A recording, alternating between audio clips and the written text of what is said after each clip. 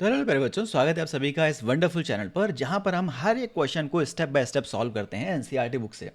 बच्चों, अगर आपने अभी तक इस चैनल को सब्सक्राइब नहीं किया है तो डेफिनेटली आप इसे सब्सक्राइब कर सकते हैं और हर एक क्वेश्चन को स्टेप बाय स्टेप समझ सकते हैं। चलिए स्टार्ट करते हैं अपने क्वेश्चन 8 से। इसको पढ़ते हैं और इसको सॉल्व करते हैं। देखिए क्या कह रहा है ये क्वेश्चन।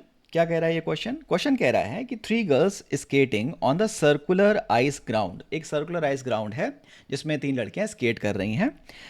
आइस ग्राउंड का रेडियस 200 मीटर है। Right, they all start from point P on the edge of the ground and reach to the point Q which is diametrically opposite to the point P। तो भैया एक circle है, इसका diametrically opposite point क्या होगा। हमने कहा यहाँ से आप डायमीटर खींचिए तो P का डायमेट्रिकली ऑपोजिट पॉइंट ये हो गया। ठीक है, अच्छा this is diametrically opposite point. तीनों यहाँ से स्टार्ट कर रही हैं और यहाँ पर जर्नी को खत्म कर रही हैं। तीनों का स्टार्टिंग पॉइंट क्या सेम है। हमने कहा भाई तीनों का स्टार्टिंग पॉइंट सेम है, तीनों पी से स्टार्ट कर रही हैं।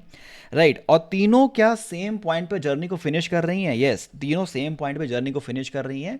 तीनों के लिए same starting point, same finishing point. Right, what is the magnitude of the displacement vector for each one of them?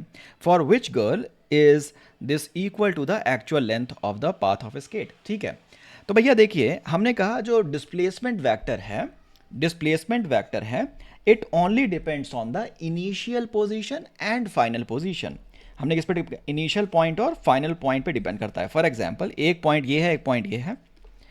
आप यहां से सीधा जाओ तो इतना डिस्प्लेसमेंट है ए बी के लेंथ के बराबर, और अगर ऐसे भी जाते हो तो पाथ पे फर्क थोड़ी पड़ता है। इनिशियल पॉइंट और फाइनल पॉइंट तो सेम है, इनके बीच की शॉर्ट डिस्टेंस सेम है, यानी कि डिस्प्लेसमेंट अभी भी उतना ही होगा। पाथ इंडिपेंडेंट है। आप तीसरे पाथ से जाओगे तो भी आपको उतना ही डिस्प्लेसमेंट ट्रैवल करना होगा। ठीक है, लेकिन अगर गर्ल नंबर 1, 2 और 3 के पाथ ये हैं तो 1 ने पाथ लेंथ ज़्यादा ट्रैवल करी। पाथ लेंथ, ये टोटल पाथ की जो लेंथ है ये ज़्यादा ट्रैवल करी। डिस्प्लेसमेंट केवल इतना था, पाथ लेंथ ज़्यादा ट्रैवल करी। 2 ने जितना डिस्प्लेसमेंट ट्रैवल किया उतना ही पाथ लेंथ भी थी, जबकि तीसरे ने भी पाथ लेंथ ज़्यादा ट्रैवल करी है बच्चों, और डिस्प्लेसमेंट तो कम ही था। तो ऐसी कौन सी लड़की है तीनों में से जिसने जितनी पाथ लेंथ ट्रैवल करी है उतना ही डिस्प्लेसमेंट भी था। हमने कहा सेकेंड वाली लड़की जो है उसने उतना ही डिस्प्लेसमेंट ट्रैवल किया है जितनी पाथ लेंथ अवेलेबल थी। ठीक है, तो हमारा जो आंसर है कि तीनों का डिस्प्लेसमेंट क्या होने वाला है, तीनों का डिस्प्लेसमेंट सेम होने वाला है। कितना होगा मैग्नीट्यूड डिस्प्लेसमेंट का, डायमीटर के बराबर। रेडियस दिया हुआ है बच्चों 200 मीटर, डायमीटर कितना हो गया, डायमीटर कितना हो गया 200 इंटू 2 विच इज 400 मीटर, यानी तीनों लड़कियों का डिस्प्लेसमेंट इतना ही होगा।